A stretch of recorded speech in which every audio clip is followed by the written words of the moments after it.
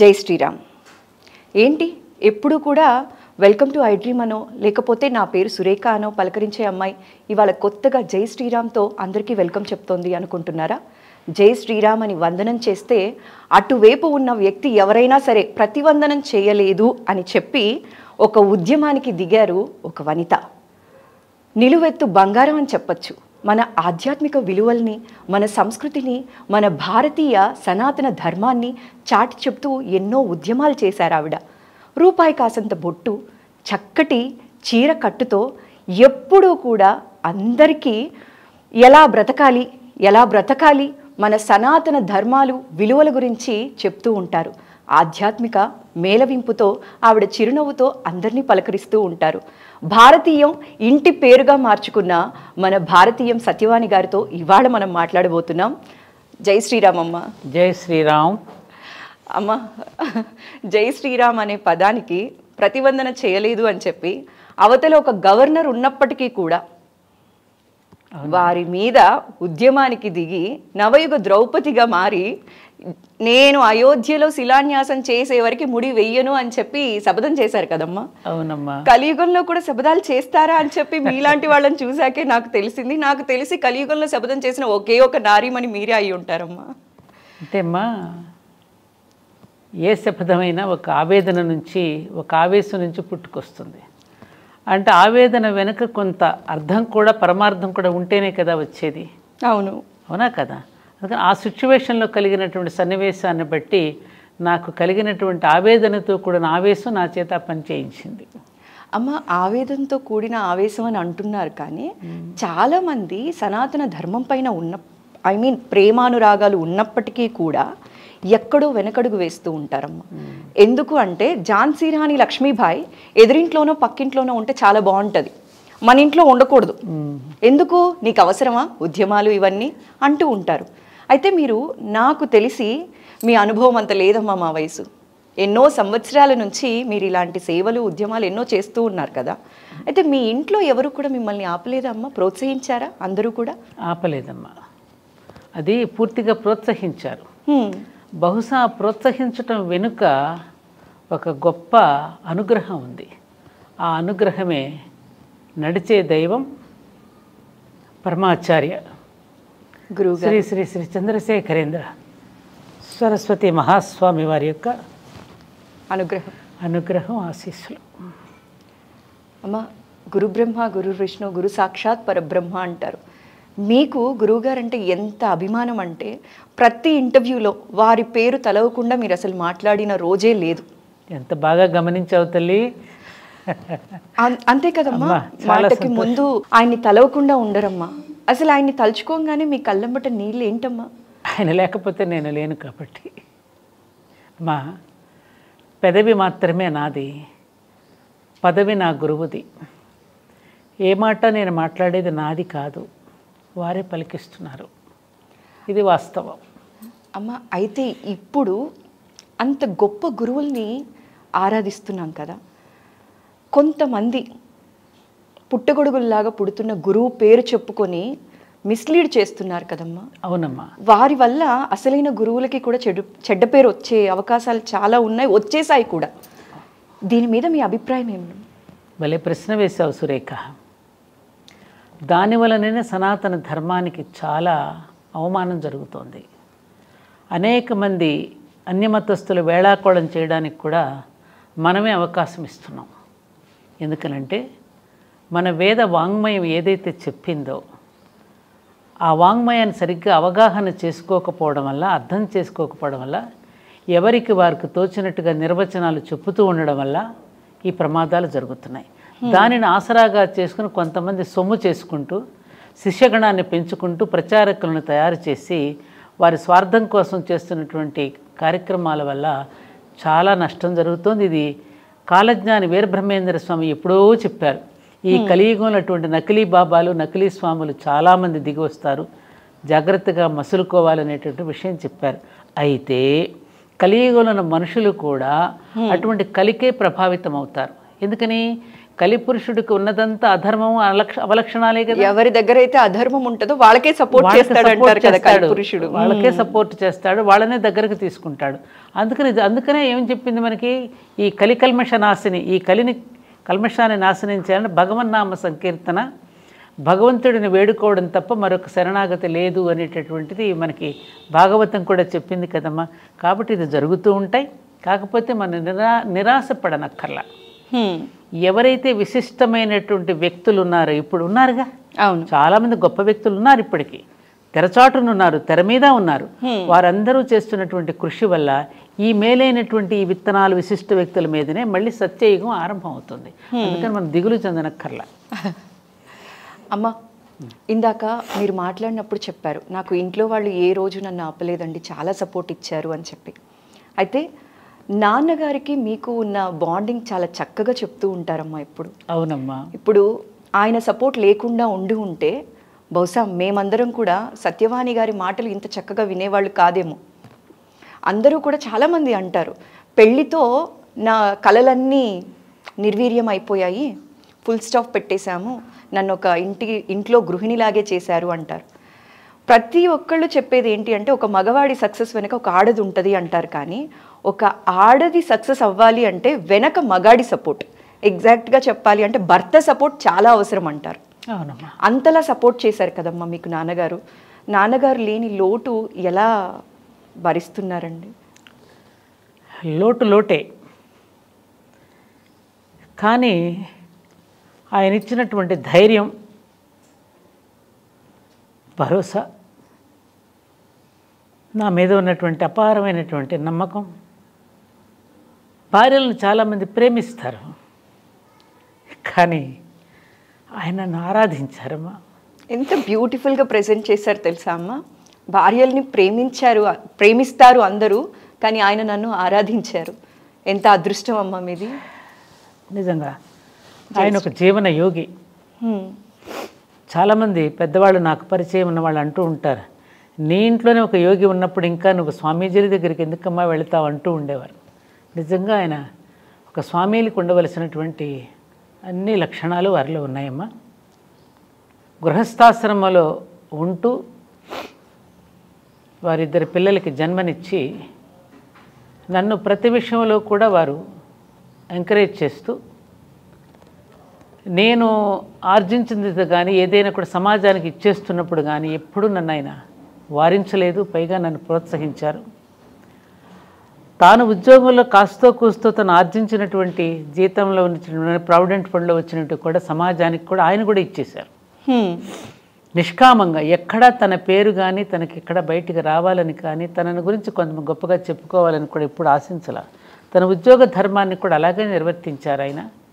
తనకి మెడల్స్ వచ్చినా కూడా నాకు కూడా కనీసం చెప్పేవారు కాదు. అటువంటి వారిని, ముఖ్యంగా ఆయన అలా ఉండడానికి గల మూల కారణం, వారికి 14 సంవత్సరాలు అప్పుడు ఆయనకి చదువు పూర్తయి 16వ సంవత్సరంలో ఇంజనీరింగ్లో జాయిన్ అయ్యారు ఆయన.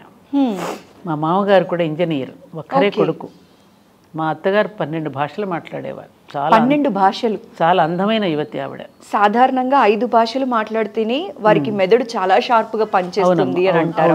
అవును. 12 భాషలు అంటే, ఎందుకంటే వీరు సెంట్రల్ గవర్నమెంట్ జాబ్ అవ్వడం వలన మా మామగారికి అన్ని స్టేట్స్లో ఉద్యోగం చేస్తూ వారికి అన్ని భాషలు వచ్చి, మదర్ టంగ్ హిందీ. వీరు సెటిల్ అనమాట. వీళ్ళంతా జబల్పూర్లో, భోపాల్లో పుట్టారు మా శ్రీవారు. అలా వాళ్ళు ఉండడంతో సడన్గా మా మామగారు చనిపోవడంతో మా అత్తగారు చిన్నప్పటి నుండే ఆయన ఇంట్లో ఉన్నప్పుడు ప్రతి నెల పౌర్ణమి నాడు ఆయన చేత సత్యనారాయణ స్వామి వ్రతం చేయించేవారట, ఒక్కడనే కూర్చోబెట్టి. ఓకే.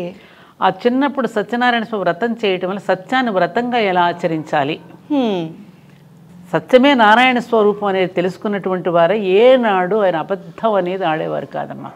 నేను వారి జీవితంలో జరిగిన కొన్ని సంఘటనలు చూసి నేనే ఆశ్చర్యపోయిన సంఘటనలు ఎన్నో ఉన్నాయి. ఇలా కూడా ఈ కలియుగంలో ఒక మనిషి ఉండగలడు దేనికి ప్రభావితం కాకుండా అనేది చాలా సంఘటనలు ఉన్నాయి. మీరు చెప్తుంటే నాకే చాలా వండర్ లాగా కనిపిస్తోందమ్మా. వ్రతం అంటే కూర్చున్నావా, మాకేదన్నా కోరిక ఉందా, ఇది తీరిపోవాలి స్వామి అని కోరుకుంటారే తప్ప అందులోని ఆంతర్యాన్ని పట్టుకోవడం అనేది చాలా తక్కువ మంది చేస్తారు. ఒకసారి ఎందుకు, నా పెళ్ళైన కొత్తలో మేము విశాఖపట్నం ట్రాన్స్ఫర్ అయ్యాం. ఎవరి మా ఇంట్లో ఒక కార్బన్ పెన్సిల్ వచ్చి పడింది. ఇంట్లో ఎవరు తెచ్చి పడేసారో పిల్లలు ఆడుకుంటూ తెచ్చారు. ఓకే. ఇదేంటి కార్బన్ పెన్సిల్, ఇది గవర్నమెంట్ పెన్సిల్స్ ఏవి మంది ఇంట్లో ఎందుకున్నాయి, తను తెచ్చారని అనుకుంటారేమని కంగారు పడిపోయి ఆ పెన్సిల్ని బాయిలర్లో వేయించారు నా చేత. అంటే అంత నిబద్ధత అనమాట, అంత నిబద్ధత కలిగినటువంటి. ఇప్పటికీ ఎంఈఎస్ ఆఫీస్కి వెళ్తే అక్కడ ఉన్న వాళ్ళందరూ అమ్మో సార్ అమ్మ నిలువెత్తు ధర్మం అమ్మ ఆయనని చెప్తూ ఉంటారు. అట్లాంటి గొప్ప ఒక జీవన యోగి అమ్మ చంద్రశేఖరరావు గారు. వారికి ధర్మపత్నిగా నేను ఉండడం అనేది అది ఏ పూర్వజన్మ సుకృతమో. మీరు నాన్నగారికి దొరకడం ఆయన అదృష్టం, ఆయన మీకు దొరకడం మీ అదృష్టం. ఆది దంపతులమ్మ మీరిద్దరూ కూడా. ఒకసారి ఒక వ్రత ఆలయంలో పూజ జరుగుతుంటే సత్యవాణి దంపతులు అని పిలిచారు పంతులు గారు. జనరల్గా వారి పేరు ముందు చెప్పాలి కదా, వారికి తెలియదు. వారు ఎక్కడ వెనక కూర్చుని ఉన్నారు. అప్పుడు వెంటనే మా పాప చిన్నమ్మాయి, అదేమిటి నాన్న మీకు కోపం రాలేదా, ముందు మీ పేరు చెప్పకుండా అమ్మని పిలుస్తూ ఉంటా. అదేమిటమ్మా తప్పేముంది దానిలో, వాళ్ళకి నేను తెలియదు కదా, అమ్మ తెలుసు, అమ్మ చేస్తుంది కాబట్టి అమ్మని పిలుచుంటారు. అంటే మేల్ ఈగో అనేది జనరల్గా సాధారణంగా వాళ్ళకి అహం ఉంటుంది. అవును కదా, అలాంటిది కూడా ఎక్కడ ఎప్పుడు ఎన్నడూ ప్రదర్శించలేదు ఆయన. పుణ్యం కొద్ది పురుషుడు అంటారమ్మా, అందుకే మీరు ఎంతో పుణ్యం చేశారు కాబట్టి అలాంటి గుర్తు చేస్తే నాకు నిజంగానే చాలా దుఃఖం కాదు, అటువంటి గొప్ప మహానుభావుడికి భార్యనైనందుకు. ఆయన భౌతికంగా మీతో పాటు లేకపోయినా ఆయన ఆశీస్సులు ఎప్పుడూ మీతోటే ఉంటాయి. అందుకే నుదుటను నేను ధరించేది ఆ విభూతి ఆయనకి ప్రతీక, కుంకుమ అమ్మవారికి ప్రతీకగా రెండూ ధరిస్తున్నాను. అందుకే అమ్మ ఆయన అక్కడే ఉన్నారమ్మా. ఇప్పుడు మీరు అన్నారు కదమ్మా, ఇది కూడా చాలా సెన్సిటివ్ క్వశ్చన్. నేను అడగాలి అని ఉన్నా కూడా సెన్సిటివ్ క్వశ్చన్స్ నేను మామూలుగా అడగచ్చు. అయితే ఇప్పుడు ఏంటి అంటే అమ్మ, ఇప్పుడు మీరు అన్నారు నాన్నగారు లేకపోయినా మీరు చక్కగా కుంకుమ ధరించారు. కానీ చాలామందికి తెలియని విషయం ఏంటి అంటే కుంకుమ పెట్టుకోరు, పెట్టుకుంటే అదేదో పాపం చేసినట్టు చూస్తారు. దీని మీద మీరు చాలాసార్లు మాట్లాడారు కూడా. చాలా మీలాంటి వాళ్ళు ఇలా చేయడం వల్ల అట్లీస్ట్ నెక్స్ట్ వాళ్ళు కరెక్ట్గా ఉంటారు.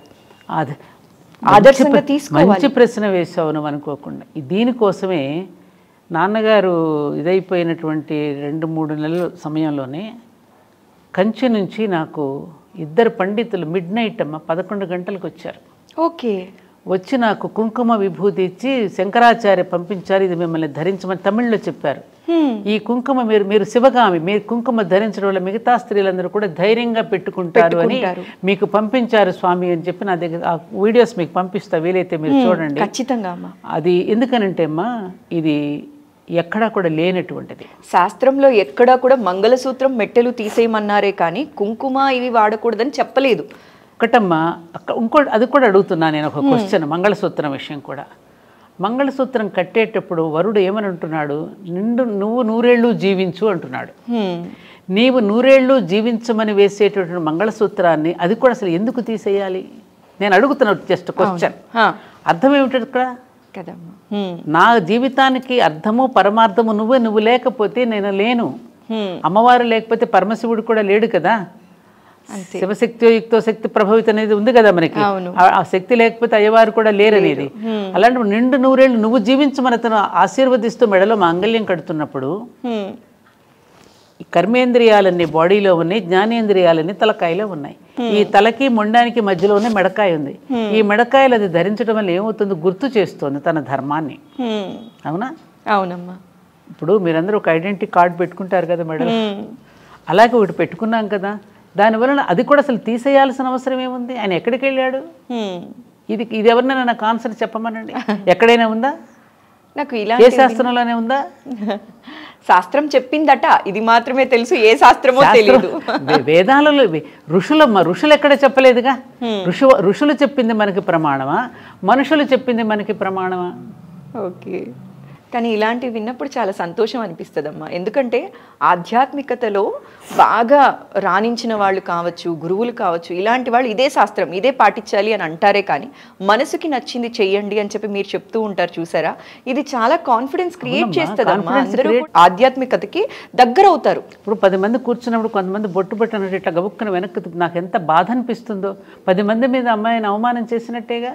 ఆమె ఎందుకు అలా కనపడాలి? అసలు లేనట్టుగా ఎందుకు కనపడాలి? అంటే ఇతరులు ఇంకొక రకంగా చులకనగా చూసి వాళ్ళు ఇంకో అవకాశం తీసుకోవడం కోసమా? మగదిక్కు లేరు అనుకున్నప్పుడు వాళ్ళ మీద దాడి చేయడం కోసమా ఇదన్నీ ఎందుకు పెట్టారు? ఇది కరెక్ట్ కాదు కదా. గంగా భగీరథి సమానురాలని చెప్పి ఆవిడని సంబోధించారు కదా. గంగ అంతటి పవిత్రురాలని చెప్పారు కదా. అవును. పసుపు ఎంత పవిత్రమో అది అంతే పవిత్రం కూడా పసుపు అక్కర్లేదు ఆవిడకి. ఇప్పుడు మెట్టెలు ఎందుకు పెడుతున్నారు? సంతాన ఉత్పత్తికి కావలసినటువంటి ఒక సిస్టమ్, నర్వస్ సిస్టమ్ అక్కడ ఉంది కాబట్టి, దాని వెనక ఒక సైన్స్ ఉంది కాబట్టి ఇంక అక్కర్లేదుగా. ఇక గర్భసంచితో సంబంధం లేదు కాబట్టి తీసేశారు. అలాగే గాజులు కూడా ఎందుకు వేసుకుంటున్నారు? ఈజీ డెలివరీ కోసం అని చెప్పి మన పెద్దవాళ్ళు ఆ నరాలని ఆ విధంగా ఒత్తిడి జరుగుతూ ఉన్నప్పుడల్లా గర్భసంచి చక్కగా విచ్చుకుని బేబీ ఈజీగా సులభంగా ప్రసవం అవ్వడానికి కావలసిన సైన్స్ను పెట్టారు. ఇంకా అది లేనప్పుడు అక్కడ ఎందుకు తీసేసింది అని తనకు తానుగా తీసిందాన్ని ఎవరో బలవంతంగా తీయడం ఎందుకు? ఉంచుకోవాలంటే ఉంచుకుంటుంది, తీసేయాలంటే తీసేసుకుంటుంది. అది ఇష్టం వాళ్ళది. ఇష్టం వాళ్ళది. వయసును బట్టి. ఎందుకంటే కొన్ని పద్ధతులు, కొన్ని నియమాలని సమాజ హితం కోసమని కొన్ని పెడితే దాన్ని ఛాందసంగా తీసి వాళ్ళని అవమానపరచమనా? ఎంత చక్కగా మాట్లాడారమ్మా. ఇది కదమ్మా మా జనరేషన్కి కావాల్సింది. అదమ్మా, తోటి స్త్రీని అవమానించడానికా ఇది పెట్టింది? అవమానించేది శాస్త్రం ఎలా చెప్తుందమ్మా? అది శాస్త్రం ఎలా అవుతుంది అవమానించినప్పుడు? అలాంటి శాస్త్రాలు నాకు అక్కర్లేదన్నాడు స్వామి వివేకానంద కూడా. మనుషుల్ని దగ్గర చేసేది శాస్త్రం అవుతుంది తప్ప దూరం చేసేది శాస్త్రం అమ్మా. మనిషిని బాధ పెట్టేది, మనసుని బాధ పెట్టేది. ప్రవాహంలో రెండు కట్టెలు కలుస్తున్నాయమ్మా, మళ్ళీ అదే ప్రవాహంలో 2 కట్టెలు విడిపోతున్నాయి అంతే. ఇందులో ఏముంది విచిత్రం? కలిసి జీవించాం, మళ్ళీ విడిపోతాం. పైగా ఎందుకు విడిపోతాం? ఇక్కడ ఒక్క విషయం తెలియాలి మనకి. ఇవాళ ఉన్నటువంటి సమాజానికి తెలియవలసిన విషయం ఏంటంటే భారత స్త్రీ యొక్క గొప్పతనం. తనకంటే వయసులో పెద్దవాడిని వివాహం చేసుకుంటుంది. ఎందుకు? అప్పటికే ఆవిడ మెంటల్లీ మెచ్యూర్ అయి ఉంటుంది. చేసుకోవడం ద్వారా తను ముందు వెళ్ళిపోతాడు. తను ఎందుకు ఉండాలి ఇక్కడ? పిల్లల కోసం ఉండాలి. ఓకే. అందుకు ఆవిడ సిద్ధపడి ఆ అవమానాలు భరించి కూడా ఈ భూమి మీద ఉంటుందంటే ఆవిడకి 2 చేతులు ఎత్తి నమస్కరించొద్దమ్మా. ఆ స్త్రీకి ఖచ్చితంగా నమస్కరించాలా లేదా? ఆవిడ అవమానిస్తావా, నమస్కరిస్తావా? ఇంత త్యాగం చేసి ఇంత ఇదిగా ఉండి భూమి మీద అన్ని బిడ్డల కోసం ఉంటున్నప్పుడు ఆవిడ మరింత ప్రేమగా చూసుకోవాలి, మరింత గౌరవంగా చూసుకోవాలి కదా. ఆవిడకి మరింత ఆదరణ ఇవ్వాలి కదా. అలా ఆదరించవలసిన స్త్రీని అవమానపరిస్తే అది శాస్త్రం ఎలా అవుతుంది? చాలా బాగా చెప్పారమ్మా. శాస్త్రం అంటే మనసుకి ఆనందాన్ని ఇవ్వాలి, సంతోషాన్ని ఇవ్వాలి తప్ప గుచ్చి గుచ్చి బాధ పెట్టేది అవ్వకూడదు. శాస్త్రం పేరిట ఎవరు కూడా బాధపడకూడదు అనే విషయాన్ని ఎంత బాగా చెప్పారమ్మా. ఏ దేశంలో ఎక్కడ లేదు. నార్త్ ఇండియాకి వెళ్ళండి, నార్త్ ఇండియాలో అసలు ఎక్కడ అట్లాంటి అవమానమే జరగదు. అలాంటి వాళ్ళని ఎక్కువగా ఆదరిస్తారు. అమ్మ, ఇప్పుడు మీరు శిలాన్యాసం చేశారు. శిలాన్యాసం జరిగే వరకు నేను జడ ముడియను అని చెప్పి మనం ఇందాక మాట్లాడుకున్నాం. అయితే ఇప్పుడు అయోధ్యకి వైభవం వచ్చేసిందనే చెప్పాలి. అద్భుతంగా. మీరు ఎలా ఫీల్ అవుతున్నారమ్మా? చాలా సంతోషంగా ఉంది, మహదానందంగా ఉంది. కాకపోతే అది రేపు ధర్మోద్ధరణకి ఏదైతే మనం శంకుస్థాపన చేసుకున్నామో ఆ రోజున ధర్మోద్ధరణ కోసం శంకుస్థాపన జరిగింది. ఓకే. ఎందుకంటే ఇది కలియుగం ఇందాక అనుకున్నాం కదా. మళ్ళీ ధర్మ సంస్థాపన మళ్ళీ జరగాలి. రేపు జనవరి 22వ తేదీన బాలరాముడిని ఎప్పుడైతే మనం అక్కడ ప్రతిష్టాపన చేసుకున్నామో ఆ రోజు నుంచి పాలకులు పాలితులు కూడా ధర్మం వైపుకు అడుగు వేసేటటువంటి రోజుగా మనం భావించాలి. అలా జరగనప్పుడు ఆ భవనాలు కూడా వృధా అవుతాయి అనేది నా అభిప్రాయం. ఆలయ నిర్మాణం దేనికోసం? వ్యక్తిత్వ నిర్మాణం కోసం. వ్యక్తిత్వ నిర్మాణం ద్వారా జాతి నిర్మాణం అవుతుంది. జాతి నిర్మాణమే కదమ్మా కావాలి. ప్రపంచం శాంతిని కానీ దేన్నైనా సుఖాన్ని కానీ పొందగలిగేది. కాబట్టి అటువంటి దిశగా మనం వెళ్ళగలగాలి అనేటటువంటిది నా యొక్క కోరిక. తప్పకుండా అదే జరుగుతుందని మనం ఆశిద్దాం. అదే జరగాలి కూడా. రాముల వారి కృప ఆయన అనుకుంటే జరగంది ఏముంది? ఇప్పుడు ద్రౌపదిని అవమానపరిచినందుకే కదా ఆమె కురులు ముడవనని ఎందుకు శపథం చేసింది? మళ్ళీ ధర్మ సంస్థాపన కోసం స్త్రీని ఎక్కడైతే అవమానపరుస్తారో అలా అవమానపరచకూడదనే కదా సీతమ్మని అవమానపరిచినప్పుడు యుద్ధం జరిగింది, ఒక స్త్రీ ద్రౌపదిని అవమానపరిచినప్పుడు యుద్ధమే జరిగింది. ఇప్పుడు కూడా అంతే. మన భారతదేశంలో కూడా ఎంతమంది స్త్రీలు అవమానపడుతున్నారు. ఆనాడు ఒక్క ద్రౌపది ఉంటే ఇవాళ వాడవాడలా ద్రౌపదులు ఉన్నారు, వాడవాడలా సీతమ్మ తల్లులు ఉన్నారు దేశంలో. మరి అటువంటి పసిపిల్లల మీద కూడా అత్యాచారాలు జరుగుతున్నాయి. మళ్ళీ ధర్మ సంస్థాపన అక్కడ జరగకపోతే ఆలయాన్ని మరి ఏం చేస్తారు? వేళాకోళం చేయబడదు, హేళన చేయబడదు. అసలు ఎట్లమ్మా ఈ కలియుగంలో మనం చూసినట్లయితే మీరు అన్నట్లు చిన్నపిల్లల మీద అత్యాచారాలు ఇలాంటివన్నీ చూసినప్పుడు విన్నప్పుడు ఎలా అనిపిస్తుందమ్మా? వీటిని ఏం చేస్తే తగ్గించగలం అంటారు? బోల్డ్ అని చట్టాలు వచ్చాయి, పోలీస్ వాళ్ళు ఇవ్వాల్సిన సెక్యూరిటీ ఇస్తున్నారు, అవేర్నెస్ ఉంది, కంటికి రెప్పలా కాపాడుకుంటున్నారు పిల్లల్ని కావచ్చు అమ్మాయిల్ని కావచ్చు. అయినా కూడా ఇవేవో రోజు రోజుకి అత్యాచారాలు అనేవి పెరుగుతూనే ఉన్నాయి. సో ఎట్లా తగ్గుతుంది? దీనికి కారణం ఒకటే సురేఖ, మనకు ఆర్ష వాంగ్మయం ఏదైతే ఉన్నదో, మన ఋషులు ఏదైతే దర్శించి మనకు అందించారో ఏదైతే అందించి ఒక జీవన విధానాన్ని మనకి ప్రవేశపెట్టి ఒక ఏర్పాటు చేసి ఒక మార్గాన్ని వేసి వెళ్ళారు, ఆ మార్గం నుంచి మనం దారి తప్పేశాం, దారి తప్పిపోయాం. దేశం అంటే ఏమిటి? దేవుడు. ప్రజలంటే ఎవరు? దేవతలు. దేవతలే దారి తప్పేశారు. దేవతలే దారి తప్పేస్తే ఏమవుతుంది? సృష్టికే ప్రమాదం కదా, ప్రపంచానికే ప్రమాదం కదా. అలా ఆ వాంగ్మయం ఏదైతే మనకు అందించారో దానిని మనం పక్కకు నెట్టేశాం, పక్కకు పెట్టేశాం. పాఠ్యాంశాలలో లేదు, తల్లిదండ్రులు పిల్లలకు బోధించేటువంటి పద్ధతి లేదు, ఇంగ్లీషు చదువుల కోసం పరుగులు పెడుతున్నాం, డాలర్లు సంపాదించడానికే మానవ జన్మ అన్నట్టుగా మనం ప్రవర్తిస్తున్నాం, కుటుంబ భాష పిల్లలకు నేర్పట్లేదు, రూపాయి విలువని గురించే చెప్తున్నాం. దాని వలన ఇవన్నీ కూడా వస్తున్నాయి. కాబట్టి మళ్ళీ ఆర్ష వాంగ్మయాన్ని మళ్ళీ మనందరం బూజు దులిపి అవన్నీ కూడా చదివి దాని పరమార్థాన్ని నేటి తరానికి చెప్పగలిగి లేకపోతే మళ్ళీ దారిన పడుతుంది. ఇప్పుడు చూడండి, నిన్న నేను చూసాను ఒక సీరియల్లో, రాధాకృష్ణ సీరియల్లో, శ్రీకృష్ణుడు కొడుకు సాంబ, వాడి తల్లి జాంబవతి తండ్రికి చెప్పకుండా చాటుమాటుగా అన్ని ఇస్తూ ఉంటుంది, అన్ని శక్తులు వాడికి ప్రసాదిస్తూ ఉంటుంది. వాడి చివరికి ఏంటి, గారాభంగా పెరిగి తల్లి దగ్గర ఎలా అయితే ధృతరాష్ట్రుడు కనుక దుర్యోధనుడికి ఎట్లయితే ఇచ్చాడో అలా నేర్పి చివరికి శ్రీకృష్ణుడిని చంపడానికి తయారవుతాడు, దుర్మార్గుడిగా రూపొందుతాడు. మరి ఇది వాళ్ళ నేటి పిల్లలకి చెప్పాలిగా, రేపు తల్లులు తెలుసుకోవాలిగా. ఎక్కడ తెలుసుకుంటున్నారు? ఈ కథలు ఎక్కడ వినపడుతున్నాయి మనకి? అక్కడక్కడ పాపం చాలామంది ప్రవచకులు చెప్తున్నారు, చాలా ప్రయత్నాలు అయితే జరుగుతున్నాయి, మనకంటే విదేశాల్లో ఎక్కువ ప్రయత్నాలు జరుగుతున్నాయి. మన విలువ మనకి తెలియడం, అక్కడ వాళ్ళు మన సంపదని బాగానే వాడుకుంటున్నారు. ఇప్పుడు సీతమ్మ అంటుంది ఆ చాకలివాడు, అయ్యో నా వల్ల నేనమ్మా ఇదంతా జరిగింది, నన్ను క్షమించమంటే, భద్రా నీ తప్పు కాదయ్యా, ఈ సమాజంలో నువ్వు కూడా ఒక భాగమే, ఈ స్త్రీని ఎలా గౌరవించాలో ఈ సమాజం నీకు నేర్పలేదు కాబట్టి తప్పు చేశావు అనింది. మరి స్త్రీని గౌరవించటం ఎలాగో మన పిల్లలకు మనం నేర్పామా, నేర్పుతున్నామా? నేర్పే బాధ్యత పేరెంట్స్ తీసుకోవాలని ఆ పద్యాలు మనకు నేర్పి, అన్యకాంత లడ్డం పైన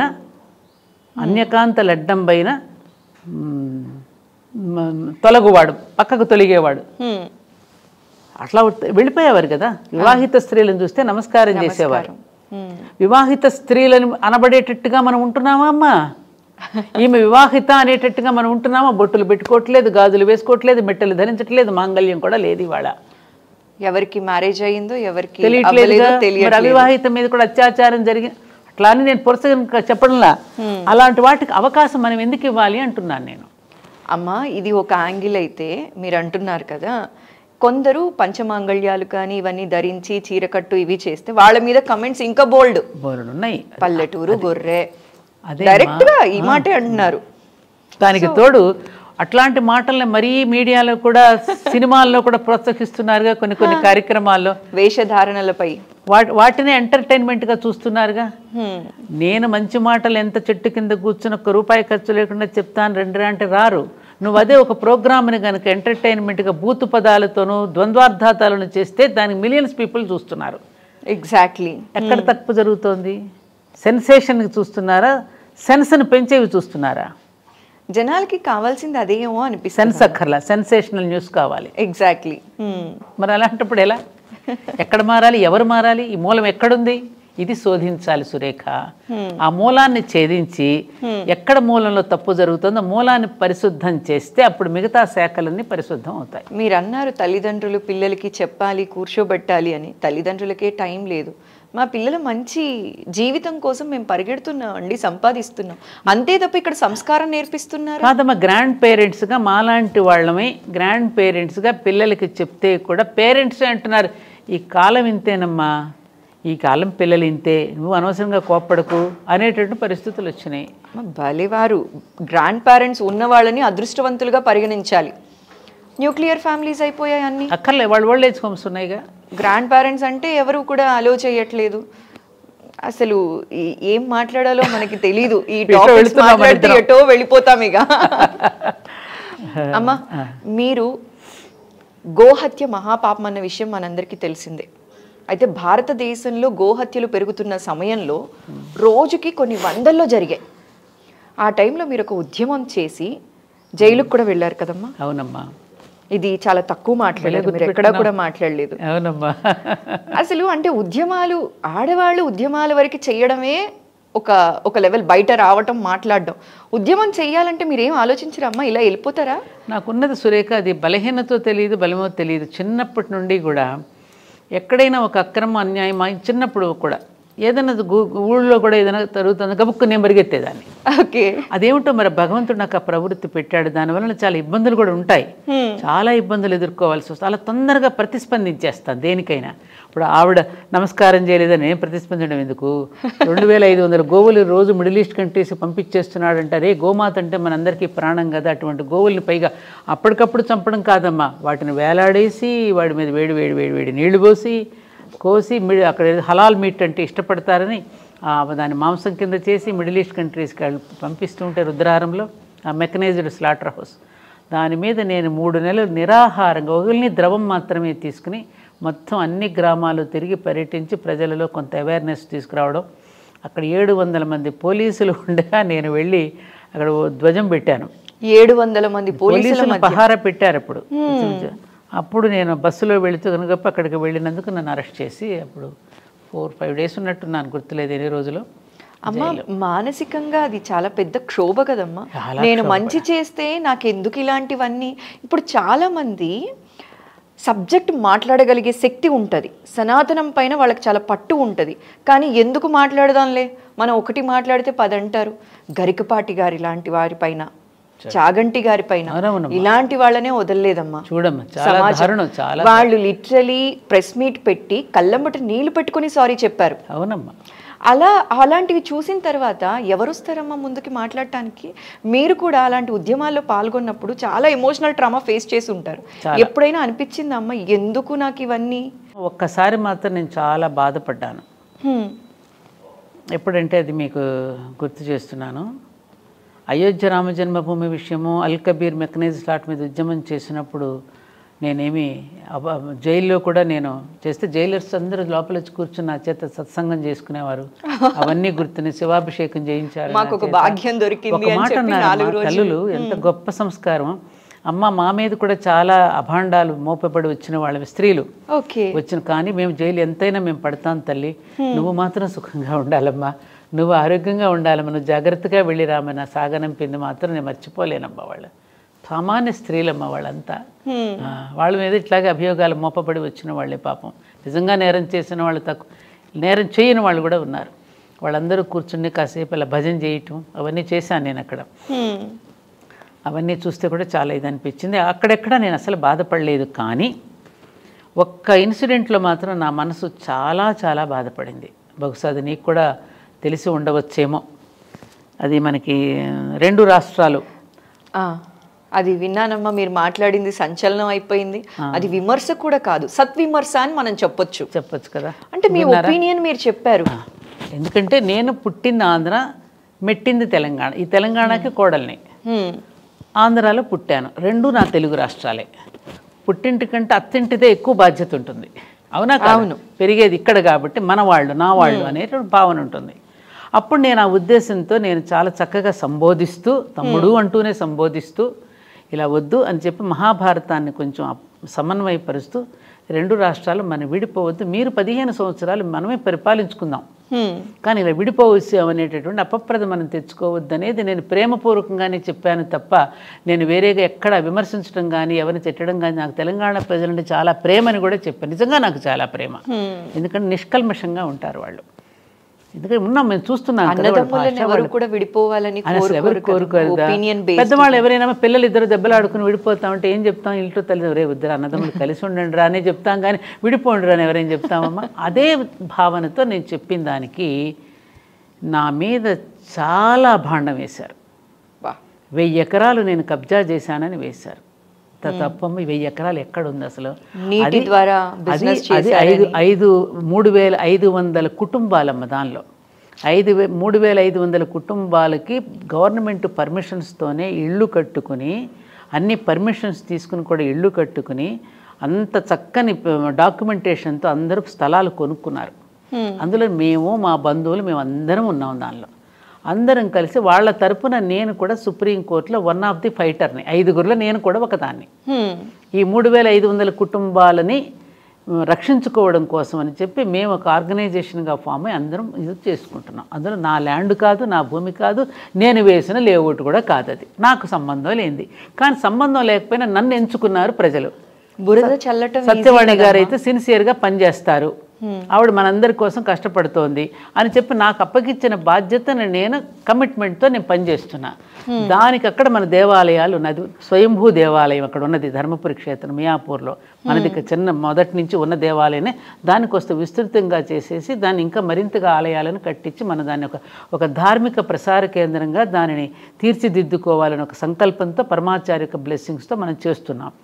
అక్కడికి వచ్చి నా మీద దారుణంగా వాళ్ళు నేను నడుస్తుంటే పరిగెడుతున్నానని కెమెరాల్ని రకరకాలుగా తిప్పేసి చాలా ఇదిగా మాట్లాడారు. అందరి ముందు ఒక 40 మంది అడ్వకేట్స్ వచ్చి అక్కడ అంతా అన్ఫిల్దీ వర్డ్స్ మాట్లాడి రకరకాలుగా చేసిన దానికి మాత్రం అప్పుడు నా మనసు కలత చెందింది. కానీ నేను చిరునవ్వుతోనే స్వీకరించాను. కానీ ఇది ఆ రోజున నువ్వు పేపర్లోనూ టీవీలోనూ అంత ప్రసారం చేశావు, కోట్లాది మంది జనం చూసుంటారు, అది ఎంతమందికి అది నిజమని తెలుసు అబద్ధమని తెలుసమ్మా? అది ఆరోపణని కొట్టి పడేసిన తరువాత ఆ న్యూస్ చాలా తక్కువ చూపించారుగా.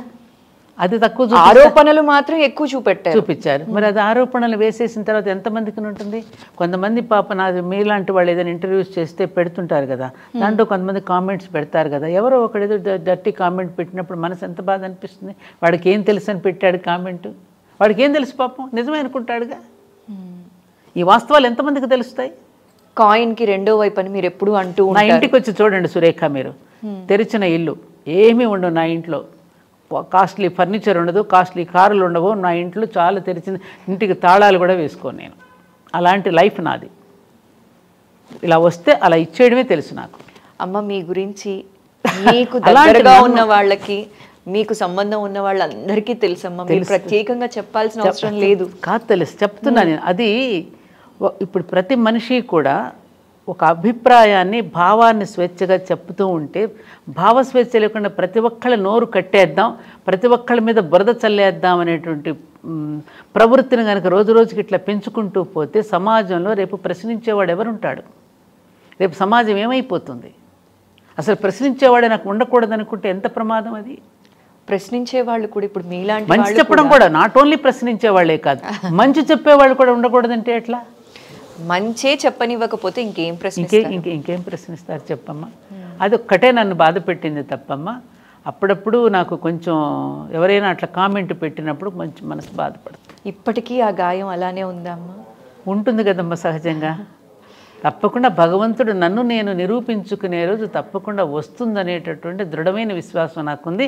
దానిలో అంత సత్యం ఉన్నది, దానిలో అంతటి పవిత్రత ఉన్నది, దానిలో అంత గొప్పతనం కూడా ఉన్నది. కాబట్టి తప్పకుండా అమ్మవారు, నేను నమ్ముకున్న నా దైవం ఎప్పటికైనా దానిని నన్ను ప్రూవ్ చేస్తుంది సమాజానికి. నాకు నమ్మకం. సీతమ్మ వారికే తప్పలేదమ్మా. మరి తప్పలేదు.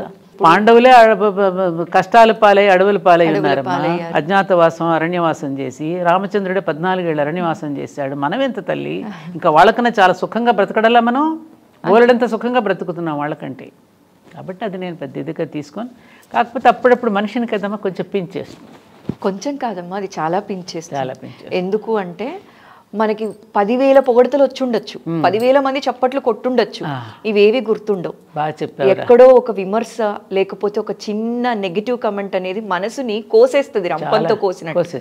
అవును, అది మనిషి మీద ఎంతటి ఇంపాక్ట్ చూపిస్తుందో అది మన మాటల్లో చెప్పలేము. అది నాకు చాలా సార్లు జరిగింది, అది రంపంలాగానే కోసేసింది మీరు అన్నట్టుగానే.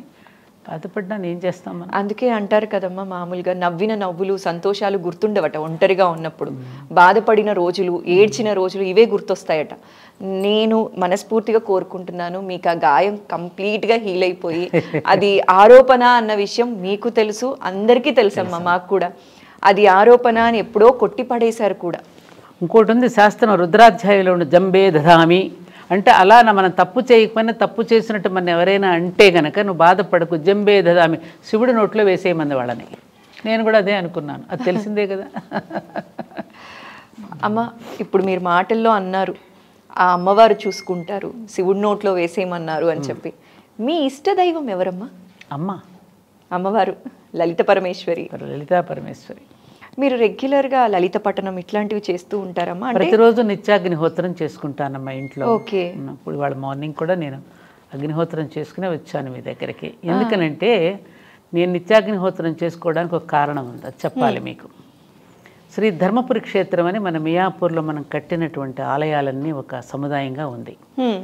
అక్కడ ప్రాణప్రతిష్ఠ జరిగింది. ఆ ప్రాణప్రతిష్ఠ జరిగిన అన్నింటిలోనూ నా ఇన్వాల్వ్మెంట్ ఉంది కాబట్టి, నేను చేయించాను కాబట్టి నాకు లోపల ఒక బాధ ఏమిటంటే, ఆచార్యులు ఉన్నారు, పురోహితులు ఉన్నారు, పెడతారు, టైం కానీ టైం ఉండొచ్చు, ఒక్కోసారి జరగవచ్చు, జరగకపోవచ్చు.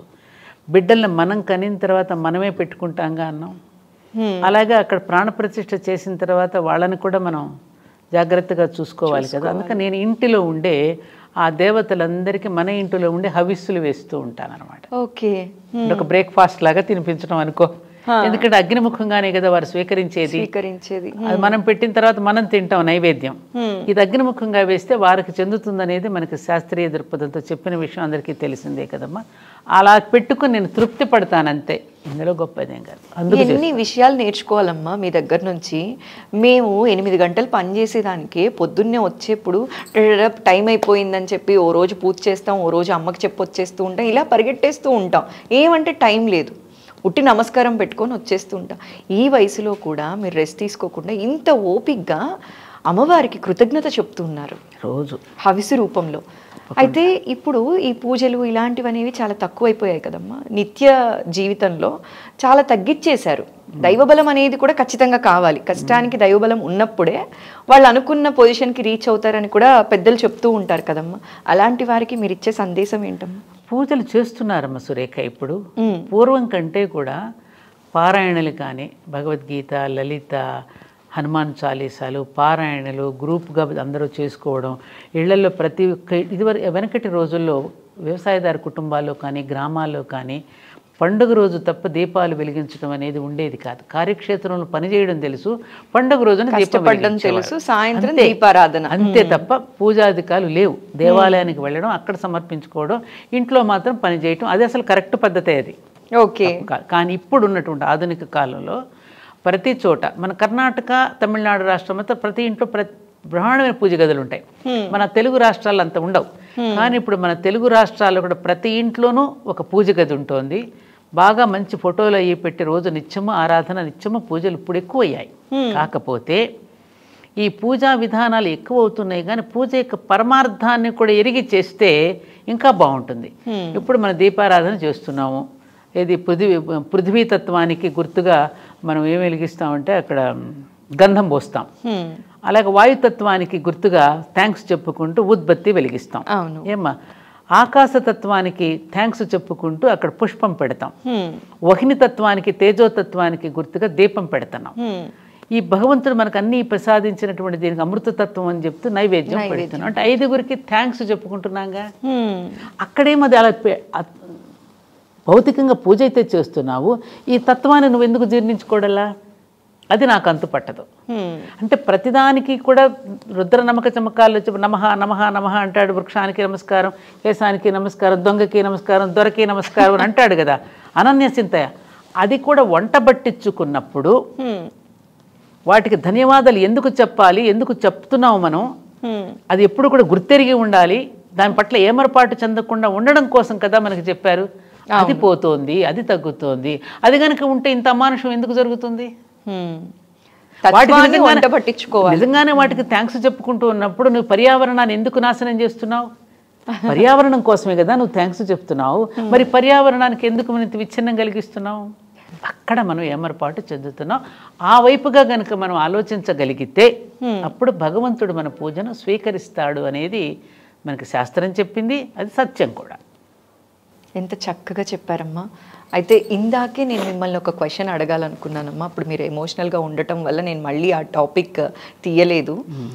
మీరు నాన్నగారి విషయం చెప్తూ కూడా చాలాసార్లు చెప్పారు, మీకు మీ మధ్య బాండింగ్ అందరికీ తెలిసిందే, మిమ్మల్ని దగ్గర నుంచి చూసిన వాళ్ళకి కావచ్చు, ఇలా చాలామందికి తెలుసు. అయితే ఈ మధ్యకాలంలో ఆ బాండింగ్ నిజంగా లేదమ్మా. లేదు.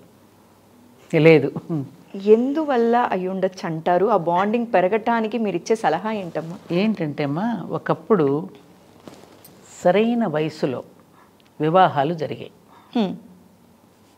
తల్లిదండ్రులు చక్కగా అన్ని వైపులా చూసి వివాహాలు చేసేవారు. అప్పుడేమయ్యేది, ఆ వివాహాలు ముందుగా మనసులు పెనవేసుకునేవి. ఇప్పుడేమవుతోంది, మనసులు పెనవేసుకోవడం పోయి శరీరాలు పెనవేసుకోవడం మొదలైంది. అందుకే అంటారు పాశ్చాత్యులకి వివాహం అంటే 2 జీవితాల కలయిక కాదు, 2 శరీరాల కలయిక. భారతీయులకి 2 జీవితాల కలయిక. Marriage is not for recreation, it is for creation అన్నారే. ఈ దాంపత్య యజ్ఞం అనేటువంటి సృష్టి నిలవడానికి భగవంతుడి చేత ఏర్పాటు చేయబడింది అనే సత్యం ఇప్పుడు పిల్లలకి ఎవరు చెప్తున్నారు? ఎంతవరకు నీకు ఫోటోషూట్స్, అసలు పెళ్ళిళ్ళకి వెళుతుంటే ఎవరినైనా నిండు మనసుతో ఆశీర్వచించే పరిస్థితులు కనపడుతున్నాయా తల్లి? చుట్టూ ఆ గొడుగులు పెట్టుకునే కెమెరాలు ఉంటాయి. ఎక్కడి నుంచో మనం విసిరేయాల్సి వస్తుంది అక్షతలు. అబ్బా ఎప్పుడు పిలుస్తారా అని గుంపుగా వెళ్ళిపోయి మనం చేస్తున్నాం తప్ప అటు వివాహం చేస్తున్న తల్లిదండ్రులు చెప్పడం లేదు, బిడ్డలకి తెలియదు పాపం వివాహం అంటే ఏమిటో. ఆ ఫోటోషూట్స్కి, ఈ భోజనాలకి, ఈ హడావుడికి, ఈ ఈవెంట్ మేనేజర్స్కి ఇస్తున్నటువంటి ప్రాధాన్యత రేపు జీవితంలో దాంపత్య జీవితాన్ని అనుభవించవలసినటువంటి వాళ్ళకి, 75 సంవత్సరాల జీవితాన్ని పంచుకోవలసినటువంటి వాళ్ళకి మనం ఏం చెప్తున్నాం? మాకు అలా చెప్పి పంపించారు మా తరం వాళ్ళకి. చెప్పింది మీరు తీసుకున్నాం కూడా. ఇప్పుడు నిజంగా అందరికీ ఉన్నాయి ఇవి.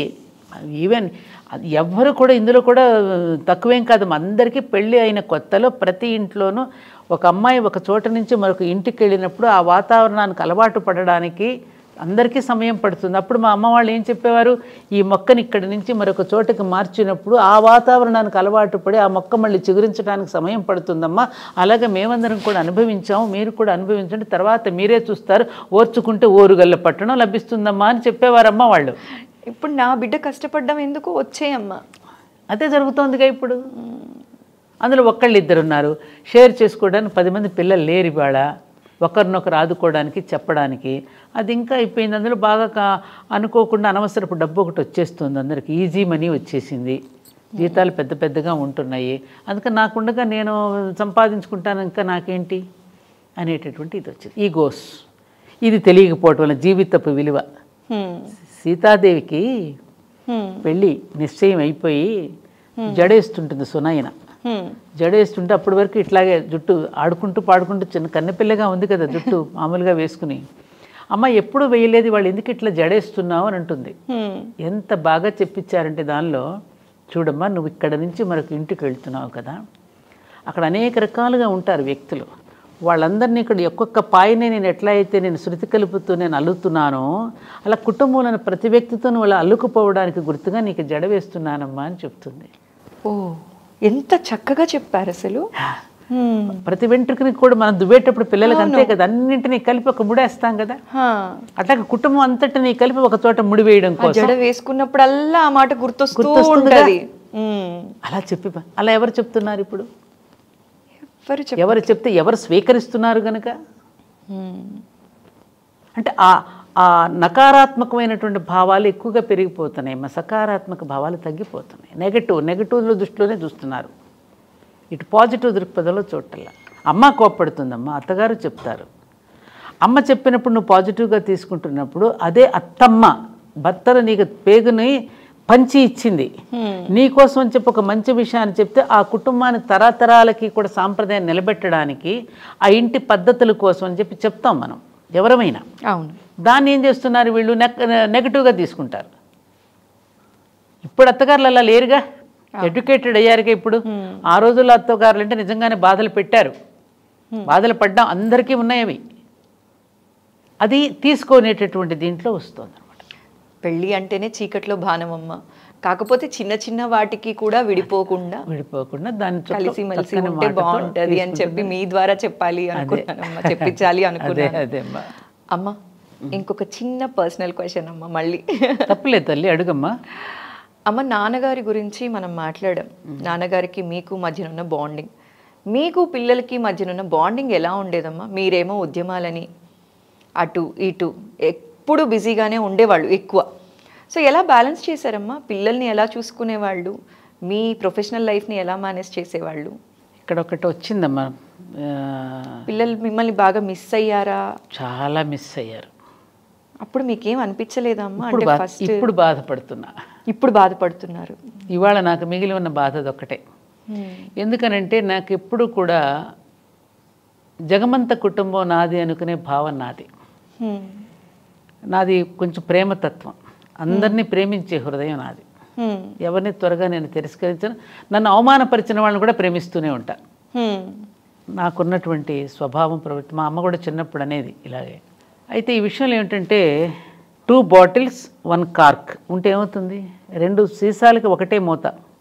ఒకదానికి పెట్టాల్సి వస్తుంది, ఒకదానికి పెట్టకపోతే అందులో ఏగలబడతాయి. ఇందులో పెట్టకపోతే ఇందులో ఏగలబడితే, అందులో పెడితే ఇందులో ఏగలబడతాయిగా. ఈ రెండింటిని బ్యాలెన్స్ చేసుకోవటం అనేది కొంచెం కష్టతరమైన విషయమే. అందులో నాకు ఈ పాజిటివ్ థింకింగ్ ఇదంతా ఎక్కువగా ఉండడం వల్ల మా పిల్లలు చాలా నష్టపోయారని నేను గట్టిగా ఒప్పుకు తీరవలసిందే. నష్టపోయారు.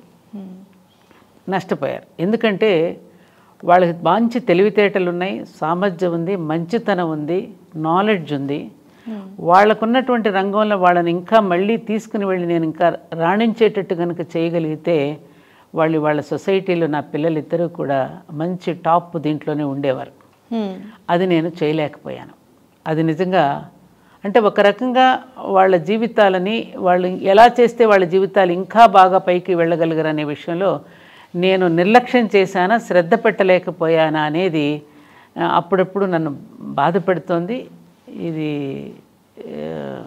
ఒక రకంగా నా బిడ్డలు నన్ను క్షమించడానికి తప్పేది. అయ్యో, క్షమించరాని తప్పు అనేది చాలా పెద్ద. వాళ్ళ జీవితాలని ఇది చేసుకునే హక్కు నాకు ఎక్కడదమ్మా? వాళ్ళని కూడా పట్టించుకోవాలి కదా. మహాత్మా గాంధీ పిల్లలు కూడా మహాత్మా గాంధీని తిట్టుకున్న వాళ్ళే. అంటే ఆయనతో పోలుస్తలేదు నేను. ఎందుకంటే ఇట్లాంటి కార్యక్రమాల్లో మనం పడిపోయినప్పుడు కొంత సమయం వాళ్ళకి మనం తక్కువగా ఇవ్వడం జరుగుతుంది. దానివల్ల కొంత వాళ్ళు నాకు చాలా సహకరించారు. నేను జీవితంలో రుణపడి ఉండాను అంటే నా బిడ్డలిద్దరికీ రుణపడి ఉంటాను. దానివల్ల మీకు మీ పిల్లలకి గ్యాప్ ఏమన్నా వచ్చిందంటారా అమ్మ? ఎప్పుడైనా కోపం, ఇప్పటికీ అలా మాట్లాడటం? అప్పుడెప్పుడైనా మాటల్లో పాపం నిరుత్సాహం వెళ్ళిపుచ్చుతారుగా. అలా నువ్వు ఆ రోజున అలా చేసుంటే మేము ఇలా అయ్యేది కాదు కదమ్మా అనేది ఉంటుంది కదమ్మా, సహజం కదా వాళ్ళకి. సహజం, నేను ఒప్పుకుంటాను, అది ఐ అగ్రీ. కానీ మీరు అన్నట్టు జగమంత కుటుంబం అని చెప్పి చాలా మందిని ఇన్స్పైర్ చేశారు, చాలా మంచితనాన్ని నేర్పించారు, సనాతన ధర్మాన్ని కాపాడారనే చెప్పాలి. భారతీయం అనేది మాకు నిలువెత్తు బంగారంలా మా ఎదురుగా ఇవాళ కూర్చున్నట్టు కనిపిస్తున్నారు. ఎందుకంటే మనం చెప్పేది ఒకటి చేసేది ఒకటి ఉండకూడదు. మనకు పెద్దలు ఏం చెప్పారు? మనం ఋషుల యొక్క సంతానం అన్నారు. దీనికి వచ్చిన ఎగ్జాంపుల్ చెప్పచ్చా మీకు? ఖచ్చితంగా అమ్మ, చెప్పండి. ఒక రాజుగారి దగ్గరికి ఒక సన్యాసి దర్శించడానికి వెళ్తాడు. వెళుతుంటే ఆ భటులందరూ వచ్చి, రాజుగారు ఇప్పుడు మీకేం సమయం ఇవ్వరు, మీరు వెళ్ళి రావచ్చు అని చెప్పి ఆయనకి అపాయింట్మెంట్ ఇవ్వకుండా పంపిస్తారు. ఓకే. పంపిస్తే అతను వెళుతుంటాడు, ఆయన సోదరుడు వచ్చి వెళ్ళాడని చెప్పండి అని చెప్తాడు ఈ సన్యాసి. ఓకే. ఈ మాట వెళ్ళి రాజుగారికి చెప్తారు, మీ సోదరుడు అండి వచ్చి వెళ్ళాడు అని. రాజుకు కోపం వచ్చి, నాకు సోదరుడా? నాకెవరు లేరే, మా అమ్మకి నేను ఒక్కడనే కదా, నాకు సోదరుడు అని చెప్పింది ఎవరబ్బా, పిలుచుకురండి, అతన్ని నిలదీసి అడుగుతాను అని చెప్పి కోపంగా చెప్పిస్తే వాళ్ళు మళ్ళీ వెనక్కి పిలిచి తీసుకొస్తారు. ఇప్పుడు రాజుగారు, ఏమిటయ్యా నాకు సోదరుడు అని చెప్పావంట, ఏ విధంగా నాకు సోదరుడు అవుతావు అని అడిగారు. అడిగితే అయితే రాజుగారు నేను ఒక 3 ప్రశ్నలు వేస్తాను, చెప్పండి. ఆ ప్రశ్నలు ఏంటమ్మా? మిమ్మల్ని పుట్టించింది ఎవరు రాజుగారు అని అడిగాడు. ఓకే. పరమాత్మ. పరమాత్మ. మరి ఆ పరమాత్మకి నేను పుట్టింది ఎవరికి? ఆ పరమాత్మే. మన ఇద్దరిని పరమాత్మే పుట్టించినప్పుడు మరి మీరు నాకు సోదరుడు కాకేమవుతారు రాజుగారు? ఇంకేం సమాధానం చెప్తాడు రాజుగారు? ఏం సమాధానం చెప్తాడు? మీ జన్మకారం ఎవరు అంటే ఆ పరమాత్మే కదా, ఎవరికైనా పరమాత్మగా తన తండ్రిని ఇచ్చింది, ఆ రూపం ఇచ్చింది. మరి నన్ను పుట్టించింది ఎవరు రాజుగారు? పరమాత్మే. మరి మన ఇద్దరు తండ్రి పరమాత్మ అయినప్పుడు మీరు నాకు సోదరుడే కదా అంటాడు. ఇది కదా మన వసుధైవ కుటుంబకం అని ఒకవైపు చెప్తూ, జగన్మాత సంతానం అని మనం ఒకవైపుని చెప్తూ, ఆ జగన్మాత సంతానమే మన చుట్టూ ఉన్నారని తెలిసినప్పుడు మరి ఎవరిని ప్రేమించకుండా ఎలా ఉంటాం మనం? పరమాచార్య ఇక్కడ ఒక్క మాట గుర్తు చేయాలి, ప్రతిరోజు నేను గుర్తు చేసుకునే మాట అది. పరమాచార్య గారు ఆయన అంటారు, భగవత్ సాన్నిధ్యం అందరికీ లభించడం లేదు, అదేదో నా దగ్గర దొరుకుతుందని చెప్పి వాళ్ళ కష్ట సుఖాలు నాతో చెప్పుకుని అమాయకంగా తృప్తి పడుతూ వెళ్తూ ఉంటారు. అయినా వీళ్ళ కోసం కాక వీళ్ళ కష్టాలు వినడం కాకపోతే నేనెందుకు జీవించి ఉండాలి అన్నారు స్వామీజీ. అలాంటి మహానుభావుల దగ్గర ఇవాళ ఎంతమందికి సాన్నిధ్యం దొరుకుతుంది చెప్పమ్మా? మరి ఎవరికి చెప్పుకుంటారు ఈ కష్ట సుఖాలు? అదిగో మిమ్మల్ని వాళ్ళు దూరం చేస్తున్నారు కాబట్టి మా దగ్గరికి రండి అని ఇంకొకళ్ళు సంకనెత్తుకుంటారు. అవునా కదా? అలా జరుగుతుందా లేదా? అలా జరగడం వల్లే కదమ్మా ఈ మత మార్పులు. ఎందుకని మా ప్రపంచమంతా ఉన్న సనాతన ధర్మం ఒక దేశం ఇంకా మిగిలాం, ఆ దేశంలో కూడా సగంగా మిగిలిపోతున్నాం. కారణం ఎవరు ఎవరు ఎవరు ఎవరు? మనం కాదా? మనమనే చెప్పాలి. అది మనం క్వశ్చన్ చేసుకోవద్దా? పక్క మతం వాళ్ళు వాళ్ళకి జరిగిన మంచిని ఖచ్చితంగా చెప్తున్నారు, 100 మందికి ప్రచారం చేస్తున్నారు. మన వాళ్ళు ఎంతమంది చెప్తున్నారమ్మా? ఎంతమంది చెప్తున్నారు? దేవుడి ద్వారా జరిగిన మిరాకిల్స్ ఎంతమంది చెప్తున్నారు? ఆ చెప్పుకోవడం అనేది మన రక్తంలో లేదు, మన గొప్ప మనం చెప్పుకోం. ఆ చెప్పుకోకపోవడం ఇతరులని అవకాశంగా తీసుకుని వాళ్ళు చెప్తున్నారు. నిలుస్తుంది? అది నిలవదు కదా. సత్యం సత్యమే కదా. ఇవాళ కాకపోతే రేపు ఇవాళ ప్రపంచ దేశాలనే భారతదేశం వైపు ఎందుకు చూస్తున్నాయి, ఎందుకు నేర్చుకుంటున్నారు? అక్కడ వేదాలు ఇవాళ ప్రపంచ దేశాల్లో చాలా దేశాలలో అదేదో పరమార్థం గుర్తించే కదా అంతమంది అని గ్రంథాలు రాశారు. పాల్ బ్రంటన్ దగ్గర నుంచి అనేక మంది, మన ఐన్స్టీన్ లాంటి మహానుభావులు ఎందుకు పొగిడారు మన దేశాన్ని? కాబట్టి ఇవన్నీ వస్తాయి, కాలక్రమాలు అన్నీ మారుతాయమ్మా. కాబట్టి నువ్వు అడిగిన దానికి ఆ ఒక్కటి నాకు కొంచెం బాధ ఉంది. ఇక నాకు జీవితంలో లక్ష్యాలు కూడా ఏమీ లేవమ్మా. అనుకున్నది ఆ కార్యక్రమం పూర్తి చేశాను. ధర్మపురి క్షేత్రం పూర్తి రూపం దాల్చింది. హాయిగా చక్కగా అందరూ కాసేపు ప్రశాంతంగా ఆ ధర్మపురి క్షేత్రంలో కూడా నేను కోరుకునేది ఒక్కటే, వచ్చిన ప్రతి ఒక్కరికి కూడా ఎక్కడా లెగండి పొండి అనేవాళ్లే. కానీ అక్కడికి వస్తే అనేక మండపాలలో కూర్చుని ఆ కాసేపు వాళ్ళు సేదతీరి నాకు ఈ కాసేపు మంచి ప్రశాంతత లభించిందని ఆ ప్రశాంతత ఫీల్ అయ్యి వెళ్ళిపోతుంటే మేము ఆనందపడుతూ ఉంటాం అంతే. అదే నాకు, ఇంకేం లేదు. రోజు చక్కగా మంచి మంచి రాధాకృష్ణ, జానకిరాముడు, మహాభారతం ఇవన్నీ వస్తూనే వాటిని చూస్తూ, ఇదిగో ఎప్పుడన్నా నాకు నచ్చి మీలాంటి వాళ్ళు ఇలా పిలిస్తే 2 మాటలు చెప్పడం తప్ప ఇంకా నాకు జీవితంలో ఏ ఆలోచన లేదు, ఏ లక్ష్యము లేదు, ఏ ఉద్యమము లేదు. సో మొత్తానికైతే ఇప్పుడు సంతోషంగానే ఉన్నారు కదమ్మా, మనస్ఫూర్తిగా హ్యాపీగా? మీరు అనుకున్నవన్నీ చేశారు, చాలా సంతోషంగా ఉంది. ఇట్లా అనిపిస్తే ఇట్లా చేసేసేవాళ్ళు. రేపు 22న అయోధ్యకు కూడా వెళుతున్నాను దర్శించుకోవడానికి, ఆహ్వానం వచ్చింది. ఇంకా అంతకంటే ఏం కావాలమ్మా జీవితానికి? ఇంకేం కావాలి? నాకు అన్నీ ఇచ్చాడు. అదొక్కటే నన్ను అప్పుడప్పుడు బాధ పెట్టేది, ఆ విషయం ఒక్కటి తప్ప ఇంకేం లేదు. ఆ బాధ కూడా అలా వెళ్ళిపోవాలమ్మా. ఏదో అంటారు కదా, కొండలాగా వస్తుంది వెంటుక లాగా వెళ్ళిపోతుంది అంటారు చూసారా, అలా ఆ బాధ కూడా త్వరలో వెళ్ళిపోవాలి. త్వరలో కాదు, ఈ క్షణం నుంచి వెళ్ళిపోవాలని మనస్ఫూర్తిగా కోరుకుంటున్నానమ్మా. మీలాంటి వారు అసలు బాధపడకూడదు. బాధపడనమ్మా. పరమాచార్య చెప్పినయే నాకు ఆదేశం అమ్మా. ఆయన అన్నారు, పాపము అనే రోగానికి దుఃఖము అనేది ఔషధం. ఎంత గొప్ప మాట. ఆ కన్నీటితో ఆ ప్రక్షాళన అయిపోతుంది, అది పాప ప్రక్షాళన జరుగుతుంది. భీష్ముడు కూడా మన అంటున్నాడు మహాభారతంలో, దుఃఖం అనేటువంటి ఆత్మకు గంగా స్నానం వంటిది. దుఃఖం అనేది ఆత్మకు గంగా స్నానం వంటిది. ఎంత ఎంత మంచి గొప్ప మాట. అలాంటప్పుడు ఇంకా దుఃఖం గంగా స్నానం చేస్తే అయిపోయింది, పవిత్రత దొరికింది, దాంతో ఆత్మ ప్రక్షాళన అయిపోయిందిగా గంగా స్నానంతో. అందుకే ఆత్మలింగేశ్వరుని గంగా స్నానం మాత్రమే పెట్టాను మా ధర్మపురి క్షేత్రంలో. ఓన్లీ గంగాజలంతోనే అభిషేకం అక్కడ, అందుకే పెట్టాను అది. అక్కడ కూడా చాలా ప్రశాంతంగా ఉంటుందమ్మా. మీరు ఎప్పుడైనా గుడికి చూసారా? వెళ్ళినా కూడా చూసానమ్మా. ఎంత ప్రశాంతంగా ఉంటుందో అసలు. అక్కడికి వెళ్ళి ఇంకా అలా కూర్చొని అలా వచ్చేస్తే దైవనామ స్మరణలో కాసేపు సాధన చేసుకున్న వాళ్ళం అవుతాం. అంతే తల్లి. అతి అదృష్టం ఉంటే తప్ప అక్కడికి రాలేమేమో అనిపిస్తుంది. అలాంటి దైవ కార్యాలు చేయాలంటే కూడా దేవుడి ఆజ్ఞ లేనిదే చేయలేమమ్మా. ఆయన ఆజ్ఞనమ్మా, గురువు ఆజ్ఞ, దైవాజ్ఞ. అమ్మ, మీ విలువైన సమయాన్ని ఈరోజు మా ఐ డ్రీమ్ కోసం వెచ్చించి చాలా చక్కటి ఇన్ఫర్మేషన్ మా ప్రేక్షకులతో పంచుకున్నారమ్మా. జై శ్రీరామ్. మంచి తల్లి, నమస్కారం అమ్మ. జై శ్రీరామ్.